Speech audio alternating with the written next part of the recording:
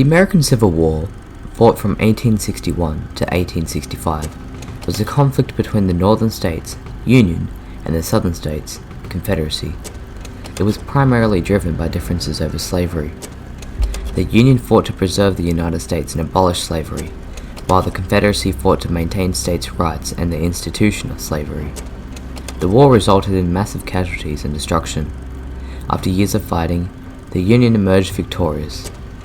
The Civil War remains a pivotal event in American history, with lasting impacts on the nation's government, society, and quest for equality.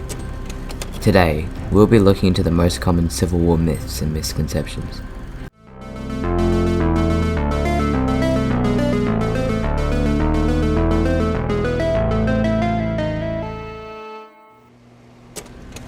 Most soldiers were killed in combat.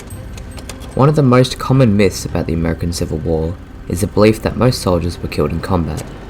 In reality, a significant portion of the war's casualties resulted from diseases and other non-combat related factors. During the Civil War, medical knowledge and sanitation practices were not as advanced as they are today. As a result, soldiers faced dire conditions in camp and on the battlefield, which contributed to the spread of diseases like dysentery, typhoid, and pneumonia. Poor sanitation, inadequate food supplies, and crowded living conditions in camps led to widespread illness and a high mortality rate among soldiers. According to historical records, it is estimated that approximately 2/3 of all deaths during the Civil War were a result of disease. In other words, that's 620,000 total deaths that were caused by disease, rather than direct combat. The harsh realities of camp life, exposure to the elements, and unsanitary conditions took a heavy toll on both Union and Confederate soldiers. While combat certainly claimed many lives during the Civil War, it is essential to recognize the significant impact of diseases and other non-combat related factors on the overall casualty figures. The war was an act of northern aggression. Accounting for various perspectives and interpretations of historical events, it is important to clarify the historical consensus regarding the American Civil War.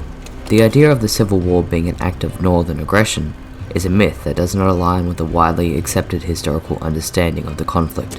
The secession of the Southern states and the subsequent formation of the Confederate States of America were primarily driven by the desire to protect the institution of slavery. The election of President Abraham Lincoln, who opposed the expansion of slavery, played a significant role on the Southern states' decision to secede from the Union. The Union's objective in the Civil War was to preserve the United States as a unified nation and to address the issue of slavery. The conflict arose from fundamental disagreements over the future of slavery, states' rights, and the balance of power between the federal governments and the states. The initiation of hostilities can be attributed to the Confederate attack on Fort Sumter in South Carolina in April 1861, which marked the beginning of the war. The Confederate States took up arms against the Union in an attempt to establish their independence and preserve the institution of slavery. It is worth noting that historical interpretations may differ depending on one's perspectives and the sources consulted. However, the prevailing historical consensus underscores the role of secession, driven by the defense of slavery, as a primary catalyst for the Civil War, rather than an act of aggression by the northern states. Surgeons didn't use anaesthetic. The myth that surgeons in the American Civil War did not use anesthesia is not accurate. While it is true that anesthesia was not as advanced or widely available as it is today, surgeons did utilize various methods of pain relief during surgical procedures. During the Civil War, surgeons employed a range of anesthetics, including ether and chloroform, to alleviate pain during surgeries. These substances were administered to patients through inhalation, inducing unconsciousness and providing relief from pain during procedures such as amputations and other major surgeries.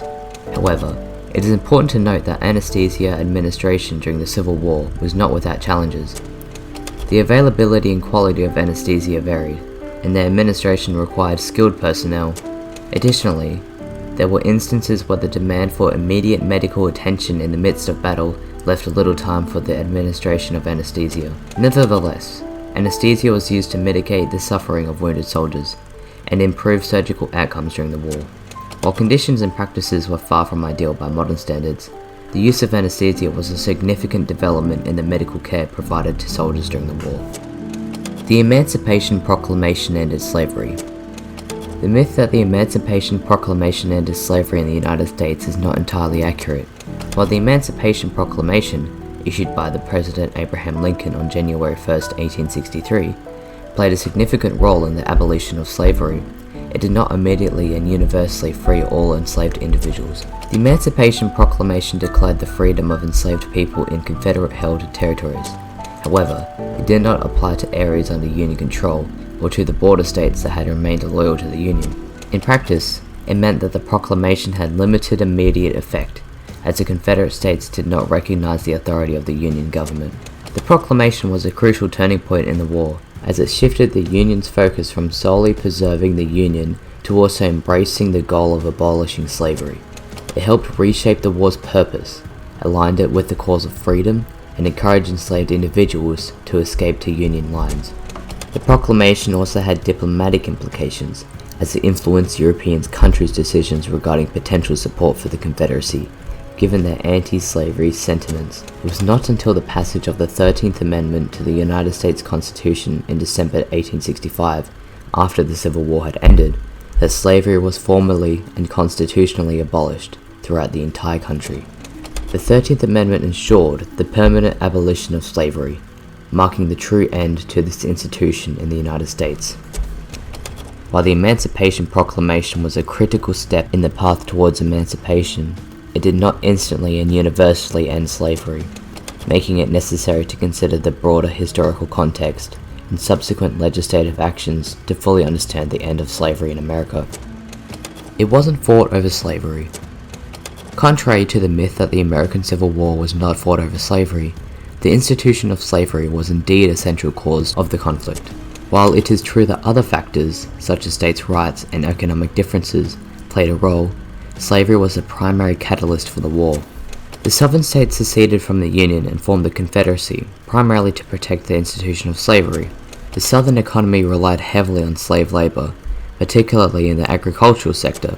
The Northern states, on the other hand, had been gradually moving away from slavery and towards industrialization. The election of President Abraham Lincoln, who opposed the expansion of slavery, triggered the secession of Southern states. They feared that Lincoln's policies would undermine their economic and social system built on slave labor. In his inaugural address, Lincoln made it clear that his primary goal was to preserve the Union, but he also denounced slavery as a moral evil. As the war progressed, the Union's war aims evolved to include the eventual abolition of slavery, particularly with the issuance of the Emancipation Proclamation in 1863.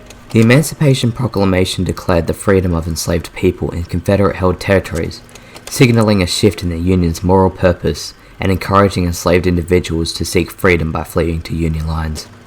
While there were other factors at play, the centrality of slavery as a cause of the Civil War is supported by the secession declarations of several Southern states. The debates and speeches of the era, and the ultimate outcome of the war, were the passage of the 13th Amendment, which abolished slavery throughout the entire nation. Acknowledging the role of slavery in the Civil War is essential for understanding the historical context and the deep-rooted divisions that led to this devastating conflict.